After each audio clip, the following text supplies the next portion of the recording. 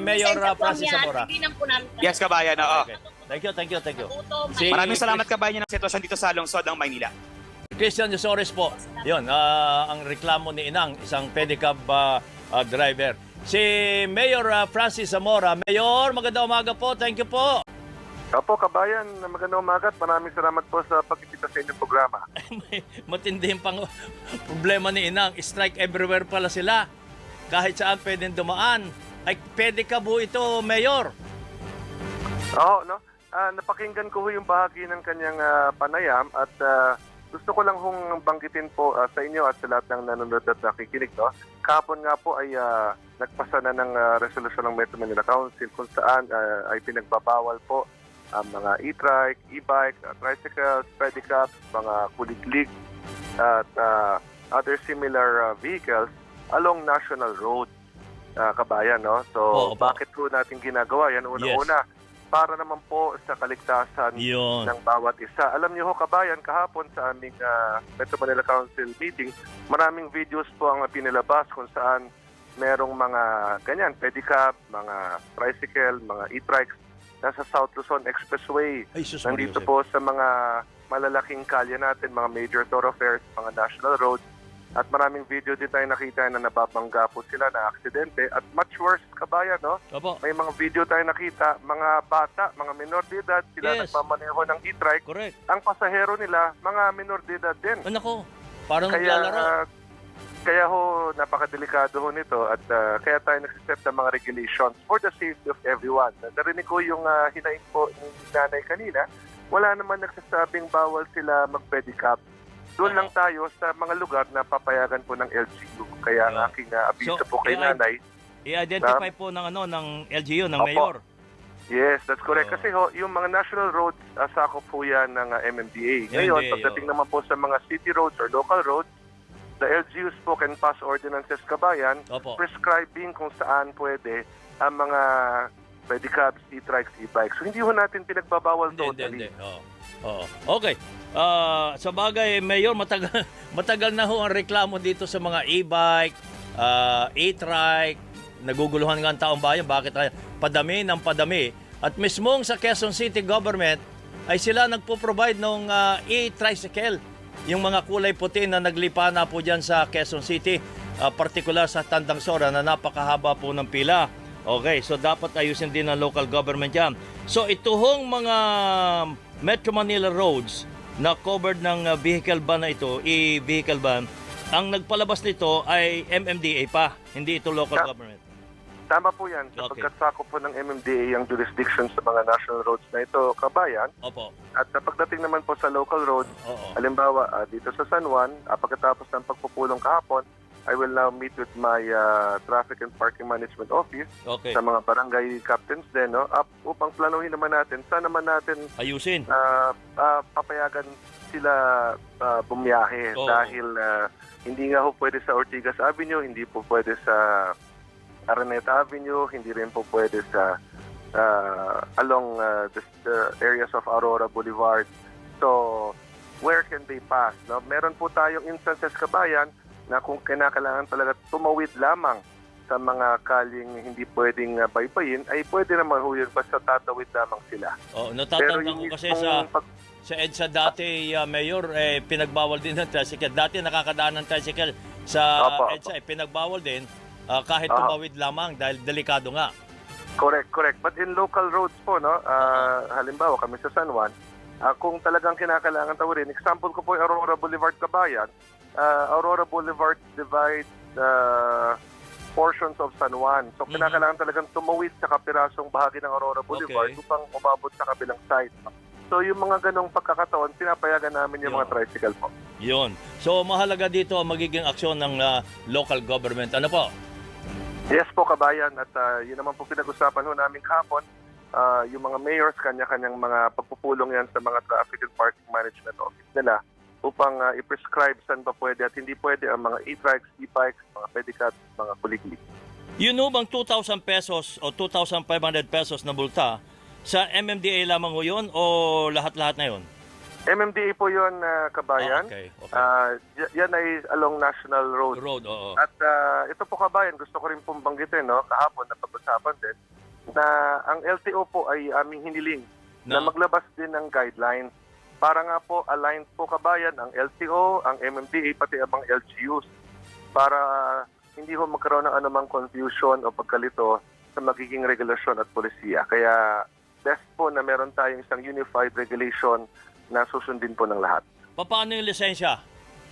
Yun nga po, kabayan, right now, hindi pa ganun ka-clear with LTO yung mga requirements for license. At yun po ang aking hinilungkahi kahapon sa representative ng LTO na magkaroon tayo ng guidelines. So ano pa talaga ang magiging requirement? Oo. Dapat i-register ang mga sasakyang ito, dapat may lisensya. Sapagkat kung wala pong lisensya, kabayan, then you will end up having minors driving these vehicles. At yan na nga po nakikita natin ngayon, mga minor de edad, nagda-drive ng mga e-trike, pasahero nila ay minor de edad din.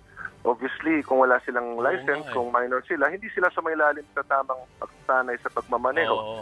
At nakakasabay nila sa mga kalye, mga bus, mga truck, mga jeep, mga sasakyan. No? Delikado po para sa kanila. Napag-usapan ba, Mayor, dahil na meron tayong bike lane, meron tayong motorcycle lane, ay hindi ba pwedeng isama sila doon sa lane na yon?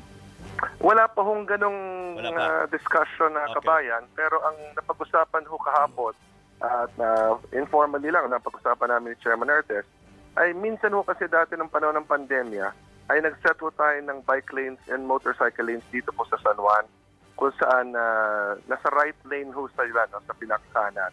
Para nga ho yung mga motor hindi na nakikisiksik sa first, second lane or third lane. So, we're studying if we could implement this in other cities in Metro Manila. Pero yun po, inusubukan namin dati dito sa Ortigas Avenue sa San Juan. At nakita namin na naging maayos pong dali ng trapiko sapagkat may dedicated lanes po sila. So this is something we will study po further with the Metro Manila Council, kabayan. Ang importante dyan, rehistrado yung sasakyan at may lisensya ang driver.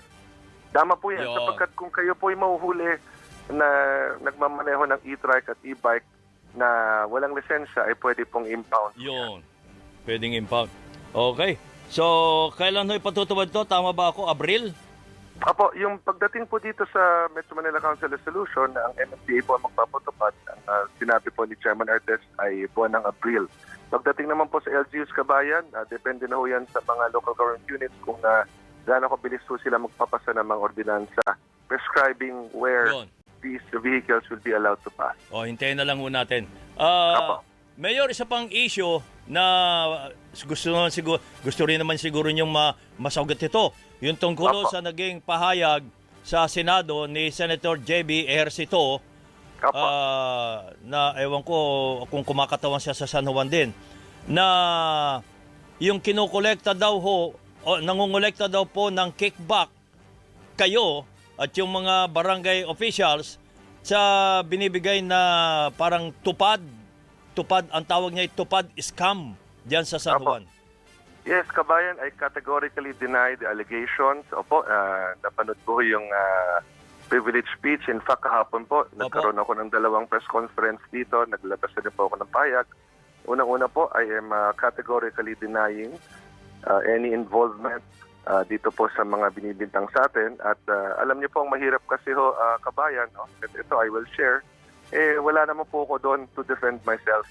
Kumbaga, yung mga pinapakitang video, hindi naman ho verified, wala naman pong sinumpang salaysay, wala naman pong complaint, hindi naman po determined sino ang mga nagsasalita sa videos na yon. So ganun pa man, naglabas naman po ako ng payag na kung ako po ay kanilang imbitahin sa Senado, ako naman po ay pupunta. Sapagkat pagkakataon ko po yun upang linisin ang aking pangalan, to be able to clear my name of these allegations. At kung meron silang ebidensya, mas mabuting ilabas po nila. Hindi ho yung privilege speech po sila at wala naman silang pinakita anumang ebidensya. Ang binabanggit po niya sa kanyang privilege speech ni Senator Ejercito, yung 2 video na nagpapakita na beneficiary mula sa barangay Balong Bato at nagkiklaim na siya nilapitan ng staff ng isang konsihal na pinangalanan ni Senator Ejercito na si Councilor Paul Artade at humihingi ng 6,500 pesos na cut, yung humihingi siya ng pera mula sa 7,500, walang natira. Opo, yun ho yung allegation na kabayan. Kaya nga po, no, sa aking Pero walang pahayag binabanggit kahapon, na kayo. well, yun nga ho nagtataka nga ako una-una bakit pilit itinadawit po ang aking pangalan ho rito. Kaya nga ho, Okay. inibitahan ko na ho ang mga nasa video, no? Kung kayo po nanonood at nakikinig ngayon, yung mga nandun po sa video, punta po kayo sa aking tanggapan. Imbitahin natin ang NBI, ang police, ang DOLE, ang DSWD, lahat po ng national government agencies na kailangan pong pumunta. Papupuntahin ko sila sapagkat gusto ko humalaman ano ho ba ang tunay na nangyari. Meron ba talagang nangyaring ganyan? Ready ho ba kayo mag-execute ng affidavit o sinumbang salaysay? Sapagkat para yung ganito patunayan. mga hearsay kabayan, no? Kung wala naman pong affidavit, wala naman pong complaint, technically, ano ho ito? Witch hunt po ito. Na naghahanap na lang ng kung sino mang sasakay dito sa issue. No? So mas mabuti kung meron ganyang aligasyon kabayan, ay maglabas po sila ng ebidensya. Sapagkat ako naman po, kahit saan kami umabot sa dulo ng mundo, no, ay handa po akong harapin ang issue na to sapagkat alam kong wala naman po tayong ginawa. Kilala ho ba niyo si Councilor Paul Artade? Siyempre. Opo, yes, in fact, nag-usap na kayo? he is saying that nothing irregular happened. In fact, I have formally written him po, no? Sinulatan ko po siya upang siya po ay magbigay ng incident report kung ano itong nangyayari, no? Para ho, meron din tayong basihan para mapakinggan din naman natin yung side niya. Sapagkat alam niyo ho, no, kabayan, ako, si Consial Artadi, hindi naman kami senador, wala naman kaming ganong klaseng forum na magsalita, no? So, naghahanap na lang kami ng paraan upang marinig din ang side namin. Kaya salamat ako sa inyo, kabayan. Nagpakinggan tayo ng publiko. Ano bang ginagawa ninyo? Ang alam ko ay maglilista kayo ng mga beneficiaryo. Sino ang nagbibigay ng pera? Okay, kabayan, ganito po yan. No? One thing that everyone has to understand po, kabayan. Ang DOLE po ang head ng TUPAD program. Correct. Yan po ay isang national government program. Okay. Hindi ho namin hawak ang pera. Yun. Kailanman hindi po dumadaan sa amin ang pera. Yan po ay hawak ng DOLE at ang nagre-release po niyan ay yung mga remittance center na partner po nila. So ang tungkulin lamang ho dito, kabayan, ng LGU o ng congresswoman kung through her funds yun, ay tumukoy po ng mga beneficiaries. We have to ensure po that the beneficiaries are qualified. Kasi ang TUPAD po, no, yan po ay para sa mga unemployed or underemployed. So kinakailangan ay pasok po sa qualifications na yan. Yung mga beneficiaries po ito, bibigyan ho yan ng DOLE ng ID at sila po ay maglilinis sa loob ng 10 araw. Meron silang gagawing accomplishment report, meron po silang DTR. Sinasubmit ho yan sa DOLE. After their 10 days po of cleaning, ay sasabit ho yan sa DOLE, ililiquidate, ipoprocess. Pag makita ho nila na maayos naman po ang naging liquidation ng mga requirements, tsaka ho nila papadala ng text or code yung mga beneficiaries. Ito naman po ang ipapakita dun sa mga remittance center. Yun. At i-claim ho nila yung sweldo nila. So wala hong dumadaan sa LGU. Hindi ho on the spot na ibibigay na yung pera mula sa TUPAD. Ano po yun, kabayan? Hindi on the spot. Hindi yung pag na-ilista ka na, hindi po. bibigay na sa yung pera. Walang ganon. Hindi ho. Even paano nakapanghingi ngayon yung konsehal o yung staff ng konsehal? Yun nga ho yung gusto ko malaman kung totoo nga ho bang nangyari dyan. Kaya nga ho mas mabuti ay kung talaga may kanyang nangyari, ay mag-execute ho sila ng affidavit. Because even we do not know ano ho ba yung sinasabing aligasyon na ito. Kasi ang daling sabihin, binigyan si mayor, binigyan si konsehal. Pero ang tanong ho, ano ho bang ebidensya nito? Kahit sino naman po pwede gumawa ng ganyang paratang. Kung hindi naman sila nagpe-present ng anumang ebidensya, kawawa naman po yung mga na-accused. I can be accused, kabayan, you can be accused. Anyone listening now, watching now, can be accused to pala sa Senado na walang ebidensya. Parang lugi naman ho, kawawa naman po yung nagiging subject of a privileged speech kung sisirain po ang ating pagkatao sa ganyang paraan na wala naman ho silang ebidensya pinapakita. Paano si Konsehal Paul Artade ang special mention dito o yung staff niya? So siguro imbestigahan din nyo yung tungkol dito sa akusasyon na ito Para Opo, clear lahat. actually, Clear. natanong ko naman po siya at okay. sabi niya ay wala pong irregularity. Wala. In fact, yung video na ho yan pala na lumabas ay almost 2 years ago na ho pala. Ha? Yung nakatakip ang mga mukha? Yes, 2 taon na po yan. Kaya Ganun nga ba? ho, kumbaga napaka-suspicious po ng mga nangyayari, no? Bakit ang nilalabas sila isang video na halos 2 taon na. Patay na ho pala yung isang nandyan sa video.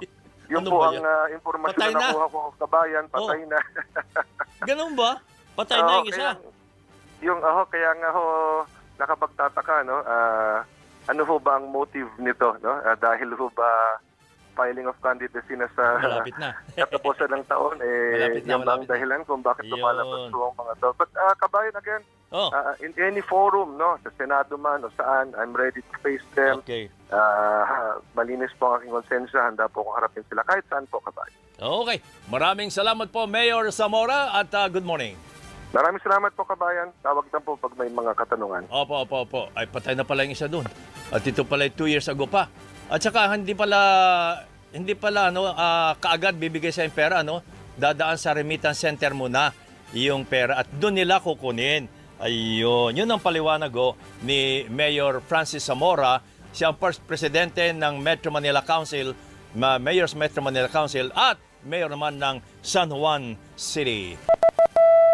23 minuto, 30 segundo bago mag-ikasyam. Kabayang Noli de Castro, isang sumbungan ng bayan. Isa pang mayor. Naku,